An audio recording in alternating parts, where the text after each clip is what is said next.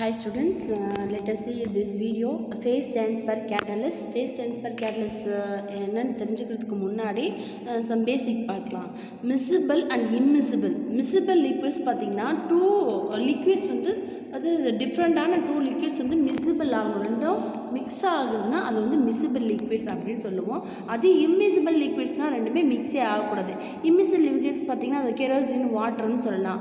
ஆனால் மில்க்கு, அதாவது மில்க்கையும் வாட்டரையும் ஆட் பண்ணிங்கன்னா அது வந்து மிக்ஸ் ஆகும், அது வந்து மிஸ்சிபிள் லிக்விட்ஸ். இது ரெண்டும் நல்லா புரிஞ்சுக்கோங்க ஸ்டூடெண்ட்ஸ். நம்ம இப்போ ஃபேஸ் ட்ரான்ஸ்ஃபர் கேட்டலிஸ்ட் பார்க்குறதுக்கு முன்னாடி சம் எக்ஸாம்பிள்ஸ் இப்போ நம்ம பார்க்க போகிறோம். அந்த எக்ஸாம்பிளில் பார்த்தீங்கன்னா you can change that. Now listen, நமக்கு நிறைய ஃபேஸஸ் இருக்குது. Organic phases, aqueous phases, gaseous phases, அந்த மாதிரி ஃபேஸஸ் இருக்குது. இப்போ நம்மளுடைய ரியாக்டன்ட் வந்து டூ டிஃப்ரெண்ட் ஸ்பேஸில் எடுத்துக்கணும்னு வச்சுக்கோங்களேன். அதாவது டூ டிஃப்ரெண்ட் ஸ்பேஸில் எடுத்துக்கணும். அந்த ஸ்பேஸ் இப்போ நம்ம எக்ஸாம்பிளாக சொல்லலாம் இல்லையா students. Now listen, A is a one reactant and B is a another reactant. இந்த A ஓட reactant பார்த்தீங்கன்னா it is present in a aqueous phase. It is present in a aqueous phase. But organic phase, and B is present in an aqueous phase. B is present in a aqueous phase. இது வந்து two solvents, two different solvents. A is one solvent and B is a second solvent. A is a first solvent and B is a second solvent. These are two solvents are immiscible. Immiscible means what? It cannot mix with each other. It cannot mixed with each other. That is இப்படி mix ஆகாமல் இருக்குது. எதனால அது mix ஆகாமல் இருக்குது நீங்கள் think பண்ணி பாருங்கள். இப்போ நமக்கு வாட்டர் ஒரு டெஸ்ட் டியூப்பில் வாட்டர் எடுத்துக்கிறோம். அந்த வாட்டரில் இப்போ நீங்கள் என்ன ஆட் பண்ணுறீங்கன்னா கெரோசின் போடுறீங்க. கெரோசின் அந்த வாட்டருக்குள்ளே போகுமா? cannot immerse because the density அப்படின்னு நம்ம சொல்லுவோம். அதை விட்டு நம்ம இப்போ பார்க்க போகிறது பார்த்திங்கன்னா அந்த வாட்டரில் மிக்ஸ் ஆகலைன்னா அங்கே ஒரு ஸ்பேஸ் பவுண்டரி இருக்குதுன்னு சொல்லுவோம்.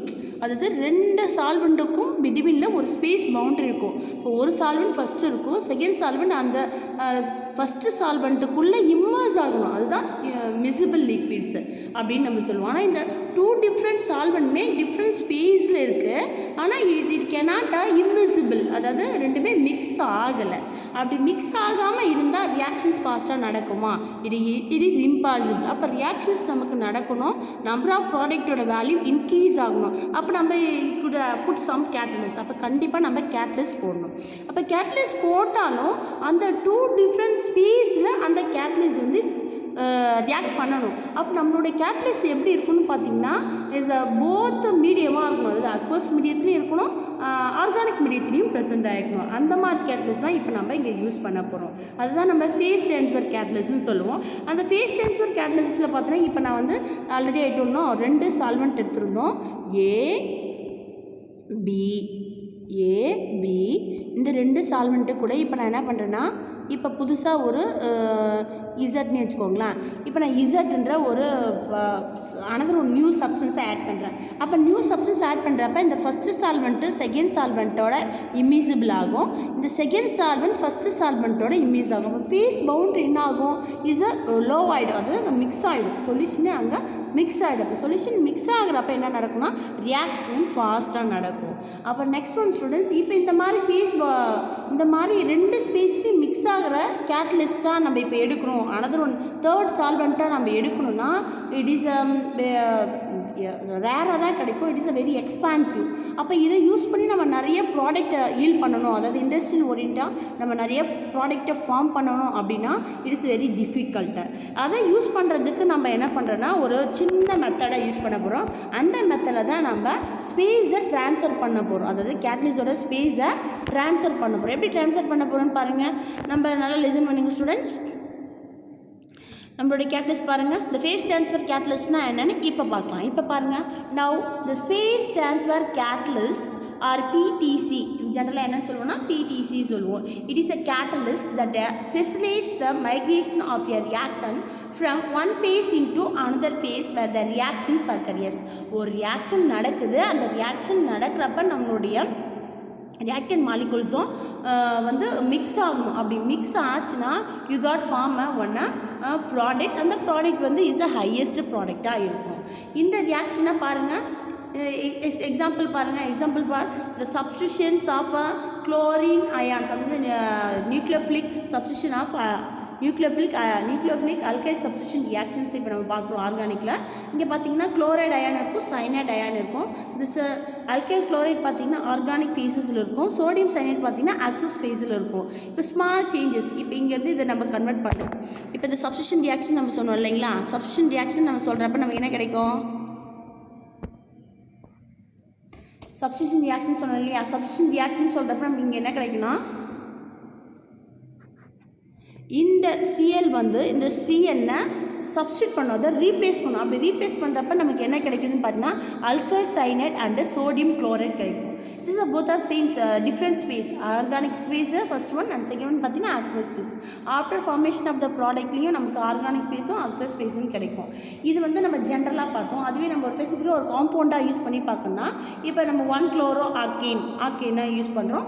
செகண்ட் ஒன் பார்த்தீங்கன்னா 1-குளோரோ 1-சைனோ ஆர்கேன் ரெண்டுத்தையும் மிக்ஸ் பண்ணி நம்ம என்ன பண்ண போகிறோம்னா ஆர்கானிக் ஃபேஸ் காம்பவுண்டை ஃபார்ம் பண்ண போகிறது ஜென்ரல் ரெப்ரசன்டேஷன். இந்த ஜென்ரல் ரெப்ரசன்டேஷனில் நம்ம நெக்ஸ்ட் என்ன பார்க்க போகிறோம்னா யூ கேன் மீடியம் அந்த ரியாக்ஷன்ஸ் எடுத்துக்கிட்டோம்ல, இந்த குவார்னரி அமோனியம் சால்ட். குவார்னரி அமோனியம் சால்ட்டை நம்ம எப்போ எடுத்துக்கிறோன்றதை ஃபஸ்ட்டு பார்க்கலாம் ஸ்டூடெண்ட்ஸ். நம்மளுடைய 2 ரியாக்டண்ட்டும் இப்போ ஆர்கானிக் ஃபேஸில் இருக்க அல்கைல் குளோரைடும் அக்வஸ் ஃபேஸில் இருக்கிற சோடியம் சைனைடும் கெனாட் மிக்ஸ் ஆகலை. அப்போ ரியாக்ஷன்ஸே நடக்கலை. அப்படி செவரல் டேஸ் நம்ம வெயிட் பண்ணி பார்த்தோம், ரியாக்ஷன்ஸே நடக்கலை. என்ன ப்ராடக்ட் நமக்கு ஃபார்ம் ஆகணும்? 1-குளோரோ 1-சைனோ ஆர்கேன் ஃபார்ம் ஆகணும். 1-சைனோ ஆர்கேன் ஃபார்ம் ஆகணும். அப்படி ரெண்டுமே நமக்கு ஃபார்ம் ஆகாதனால நம்ம என்ன பண்ண போகிறோம்னா ஒரு கேட்டலிஸ்ட்டை ஆட் பண்ண போகிறோம். அந்த கேட்டலிஸ்ட் தான் ஃபேஸ் ட்ரான்ஸ்ஃபர் கேட்டலிஸ்ட். அந்த கேட்டலிஸ்ட் நேம் பார்த்தீங்கன்னா குவார்னரி அமோனியம் சால்ட். அது ஜென்ரல் நம்ம என்ன சொல்லுவோம்னா டெட்ரா அல்கைல் அமோனியம் குளோரைடுன்னு சொல்லுவோம். இந்த tetra alkyl chloride ammonium chloride எப்படி வந்திருக்குன்னு தெரியுங்களா உங்களுக்கு? இப்போ நீங்கள் ஒரு அமோனியா எடுத்துக்கோங்களேன். அமோனியா ஃபார்ம் என்ன? NH3. இதோட நமக்கு RClனால் நமக்கு அல்கைல் குளோரைடை 4 டைம்ஸ் ஆட் பண்ணுறேன்னு வச்சுக்கோங்களேன். இப்போ நமக்கு என்ன கிடைக்குன்னா R4N+Cl-. ஜெனரலாக அமோனியம் பேலன்ஸ் 3 இருக்கும், 1 எக்ஸஸாக இருக்கிறதுனால அது மைனஸ்ன்னு சொல்லுவோம். அதனால் இதுக்கு நேம் என்னது?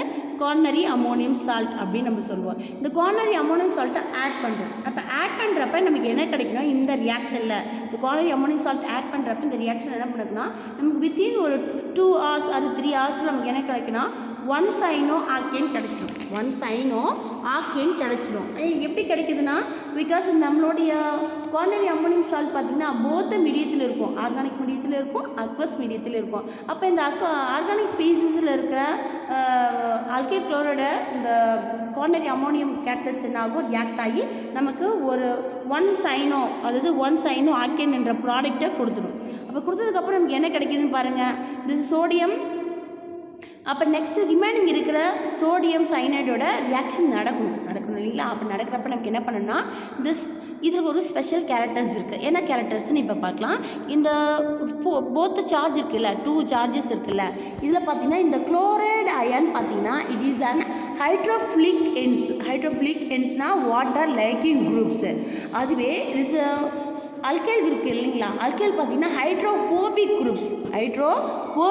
அப்போ நமக்கு என்ன ஆகுனா 2 குரூப்ஸ் இருக்கிறதுனால செகண்டாக இந்த சோடியம் சைனைடில் இருக்க அக்வேஸ் ஃபேஸில் இருக்க சைனைடை நம்ம ரிமூவ் பண்ணோம். அப்போ ரிமூவ் பண்ணுறதுக்கு this CN is replaced by Cl. அப்போ நமக்கு இந்த அக்வஸ் ஸ்பேஸ் என்னவா மாறினா ஆர்கானிக் ஸ்பேஸாக மாறிடும். அந்த again you can react with another one reactant alkyl chloride. அப்போ alkyl chloride ரியாக்ட் பண்ணுறப்ப நமக்கு என்ன கிடைக்குன்னா ரெண்டுமே இப்போ எந்த ஸ்டேட்டில் இருக்குது பாருங்கள், both are exist in organic phase. The organic phase is just replace that negative part, that is a nucleophile. You can replace that alkyl cyanide and quaternary ammonium chloride நமக்கு கிடைக்கும். இதுதான் நமக்கு வெரி இம்பார்ட்டன்ட் ரியாக்ஷன்ஸ். இப்போ நமக்கு எத்தனை அளவுக்கு நம்மக்கிட்ட CL இருக்கோ அந்த அளவுக்கு ரீப்ளேஸ் ஆக நம்ம சைனைடை ட்ரான்ஸ்ஃபர் பண்ணிகிட்டே இருப்போம். இந்த ஃபேஸ் ட்ரான்ஸ்ஃபர் கேட்டலிஸ்ட் எதுக்கு மேக்ஸிமம் நம்ம யூஸ் பண்ணுறோன்னு பார்த்தீங்கன்னா எக்ஸாம்பிளாக பார்த்தீங்கன்னா குரோனித்தஸ்லாம் மேக்ஸிமம் நம்ம யூஸ் பண்ணுவோம். அப்போ ஜென்ரலாக ஃபேஸ் ட்ரான்ஸ்ஃபர் கேட்டலிஸ்ட்னா என்னென்னு பார்த்தீங்கன்னா speed of the reaction and transport one reactant from one phase to another phase. அதாவது ஒரு ஃபேஸ்லேருந்து இன்னொரு ஃபேஸுக்கு நம்ம ரியாக்டண்ட்டை சேஞ்ச் பண்ணுறதுக்கு யூஸ் பண்ணுற கேட்டலிஸாக நம்ம ஃபேஸ் ட்ரான்ஸ்ஃபர் கேட்டலிஸ்ட் அப்படின்னு சொல்லுவோம். இதில் வெரி இம்பார்ட்டன்ட் பார்த்தீங்கன்னா ஒய் பார்த்தீங்கன்னா நியூக்ளியோஃபைல் சொல்லலாம், எக்ஸ் பார்த்தீங்கன்னா அமோனியம் குவார்னரி அமோனியம் சால்ட்டு சொல்லலாம், அயன் பாஸ் ஜென்ரேட் ஆகும். இப்போ குவார்னரி அமோனியம் சால்ட் ஆர்எக்ஸ் பண்ணதுக்கப்புறம் நம்ம இது ஜஸ்ட் இது மட்டும் ரீப்ளேஸ் ஆயிருக்கா பாருங்கள். ஆஃப்டர் ரீப்ளேஸ் பண்ணதுக்கப்புறம் நமக்கு அக்வஸ் மீடியம், இது ஆர்கானிக் மீடியத்தில் இருக்கும், இது அக்வஸ் மீடியம் இருக்கும். ஆஃப்டர் ரியாக்ஷன்ஸ் சேஞ்ச் ஆனதுக்கப்புறம் போத் ஆர் மிக்சிங்காக இருக்கும். Very important topic student. Thank you students.